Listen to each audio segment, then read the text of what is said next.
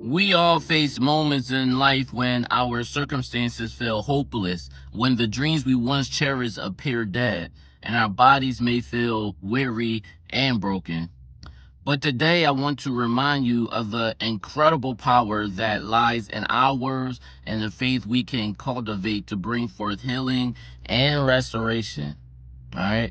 So if you look at Ezekiel chapter 37, you'll find where God brings the prophet Ezekiel to a valley filled with dry bones. Now, God asks, "Can these bones live?" And Ezekiel replies, "Oh Lord God, you know." And then God commands Ezekiel to prophesy to the bones. So as he speaks, they come to life, and a vast army stands before him. Now, this is a powerful reminder that God can bring life to what seemed dead, and He invites us to be a part of that miraculous work. So, just as God spoke creation into existence, we too have been given the power to speak life into our situations. You see, words can build up or tear down. They can bring hope or despair.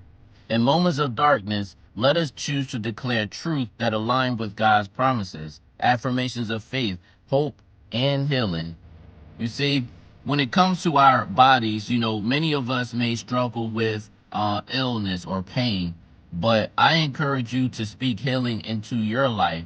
Declare by His stripes, I am healed. Speak to your body with faith, believing that healing is possible.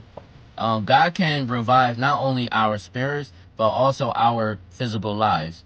Remember, Jesus said, whatever you ask for in prayer, believe that you have received it and it will be yours. You know, I think that's powerful. Speaking life requires action. It is not enough to say words. We need to engage our faith. This may involve prayer or, seeking help, within your church community or taking steps towards healing and wellness. Faith without works is dead. All right. But let your words be fueled by your faith in God's ability to work miracles. And let us remember that even in the darkest valleys, there is hope. Speak life into your dead situation and healing into your body. Trust in the God who resurrects dreams and restores health. Let's commit to using our words to uplift ourselves and others, believing in the power of life that God has placed within us. All right, y'all. Peace.